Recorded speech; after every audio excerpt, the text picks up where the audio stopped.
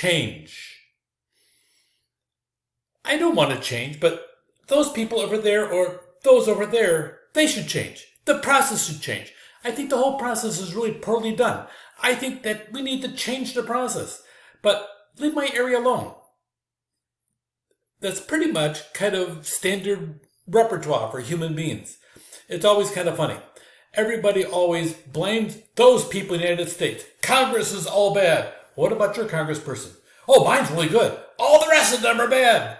Everybody wants change for everybody except for themselves. Change is rather frightening. We're not going to be able to cover all the nuances of change. This is nothing but a general overview. To really cover change in depth would take about 3 hours, probably longer than you planned on for today. So let's look at some of the change basics that we have. What are the fundamental change? What types of change are there in general? There's lots of different ways of doing it. And the forces for change outside and inside the organization.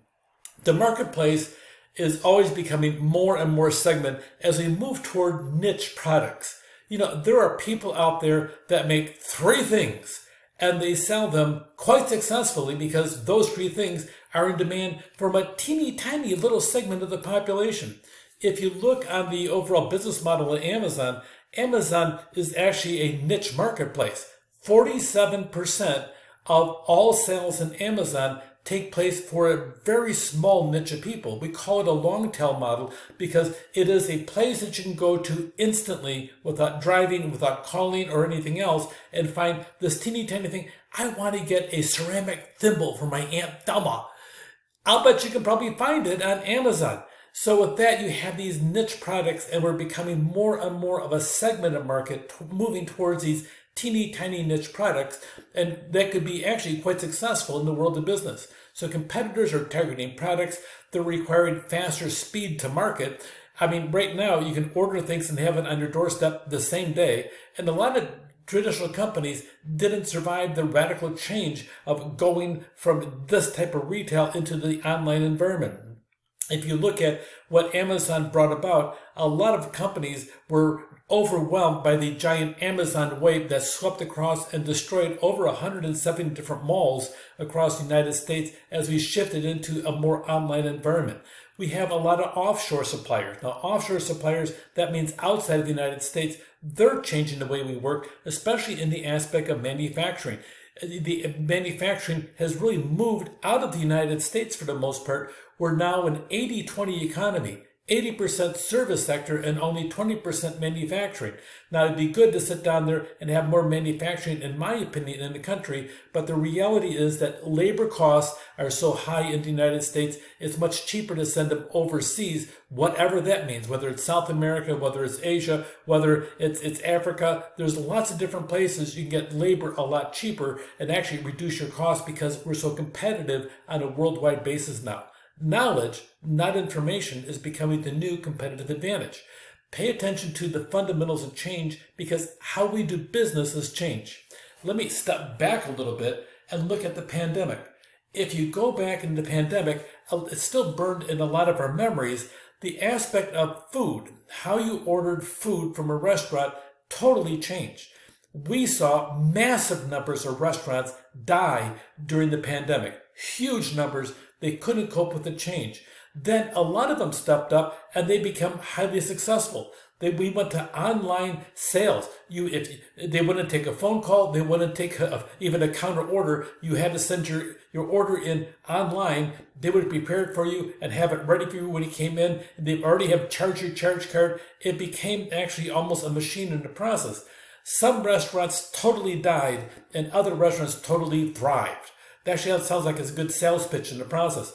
The reality is we change as a society, and instead of moving about a 10 to 12 year period like you would normally expect to have, going from the face-to-face ordering into a full online order, we went from that, instead of a 10 or 12 year process, into a 2-year process, totally upending the entire marketing aspect.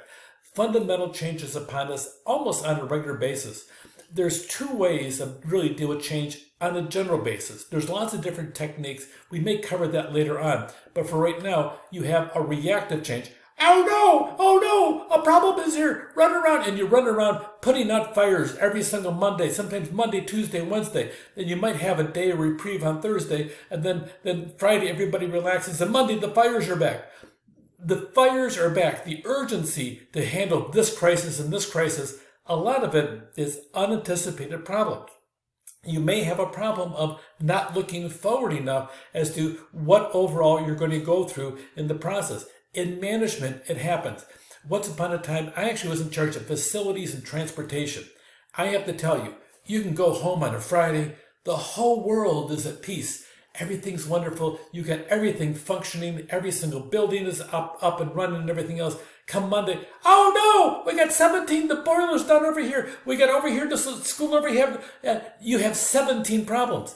And then you fix all 17 problems and nobody says thank you. They say, it's about time. It's really, that's called reactive change. Sometimes, no matter how much you plan, though, you still have a problem because of this, because of this. You have old equipment, you have old buildings, you have people that just like to complain because they think that's their calling in life. You've all experienced them.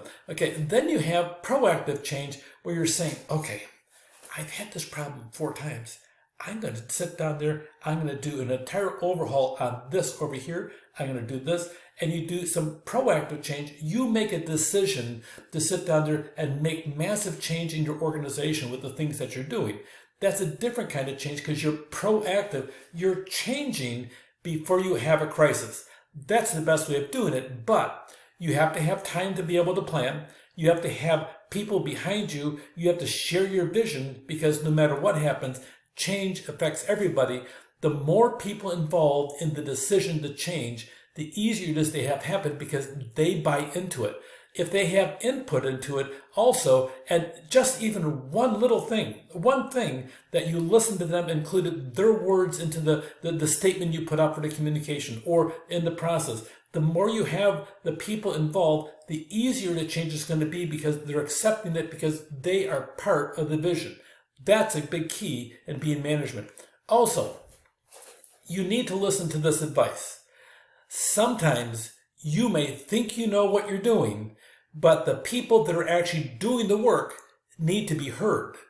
Sometimes when you plop yourself down next to them and say, hey, how's it going? We're talking about this over here. What do you think? And they give you 17 different ways why that won't work and why you should probably do this. You should stop and listen to them. They're doing the work. And sometimes they're going to come up with 1 or 2 nuances that you've not heard. Listening. I mentioned before, my mother told me, David, God gave you 2 ears to hear and 1 mouth to talk. You should listen twice as much as you talk. There's so much truth in that. Go listen to your employees.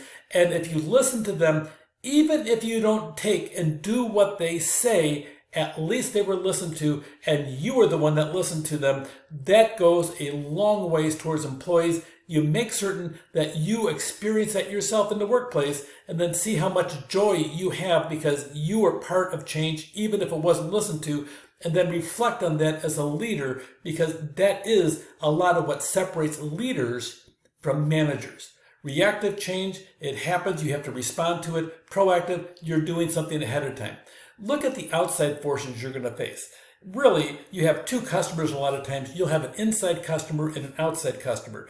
I've worked with both for a long time. The outside customer, their forces, the demography can change. If you open up a new site in a different area, you may have a whole different group of people that you're dealing with that react against what you have, and you may not have listened initially, but now you're listening now. You have the inside forces, the human resource concerns that you may have on the inside. So you have to pay attention to both sides to see how it's out there. Technology advances. It advances even when you don't think it's advancing. So with that, you have to deal with the technology. And probably technology, if you're adapting to technology, more people are receptive to technological change than any other kind of change because they understand that technology moves fast and you have no choice. If you do a reorganization, I'm going to merge the marketing department and the manufacturing department together. You'll have pushbacks because they're so diverse and so different. And also, it's political turf. If we have to change the computer programming because of this, Everybody rolls their eyes and, okay, fine. It's a different attitude toward a change because everybody understands the concept of technology. Inside, outside forces. A lot of times we look on the Lewin's model, and I have to tell you, it is very simplistic. Okay, the three forms of change are the least threatening. Okay, we've seen stuff like this before. That's probably technology as well. Threatening, innovative change. This is something new for the company. People will react against that because of the fact that it's different, it's not the way we've done it, and then the very threatening thing, it's coming to your area. Oh no, you'll have that kind of thing. It's radically innovative. We've never done that. Oh no, we can't do it. Except for the fact, the more you say you can't, the more sometimes people want to do it. If you would listen to those people that say you can't do it, we would never move forward as a society. So that being said, it's very threatening and it's scary, and you have to understand that people already know the status quo, how things are today, and the fact that something else is coming in, they don't know what it is, and the fact they don't know, they don't benefit from it. They think that all the things they worked so hard over the years for, they'll be taken away because of the fact it's change. So, Lewin's model, this is not rocket science. Unfreeze the current status. Change. Refreeze. It's not rocket science. It's pretty much, okay, here it is right now. Understand it. Okay, analyze it. See what's wrong with it. Okay, now implement. And you make the changes, and then you freeze everything and make the new ways normal. Unfreeze, change, refreeze. It's pretty simple, it's simplistic, but it really is the methodology as to how we do it. Why should we change, and how willing and able are we to change? Sometimes a change agent comes into the organization, they suggest numerous ways to have change, and all that happens is you have a kickback and a pushback against that person. I related the story to you about Patsy, where she came in and she was, in my opinion, a brilliant manager. It's just she implemented so quickly, there was a reaction to people as to how that happened in the process. So which levers can be pulled to produce the results you want, and what results you want from the change. And then you need to get feedback on it. How is change working, and what alterations need to be made? Did this work? What's your thoughts on it? And then which forces facilitate change and which are resisting it? So plan on all of them in the process. Input, output, here's a whole systems approach to change.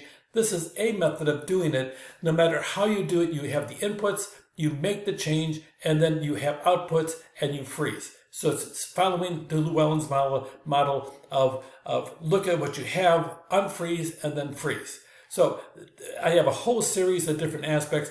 People resist change, and here's 10 of them.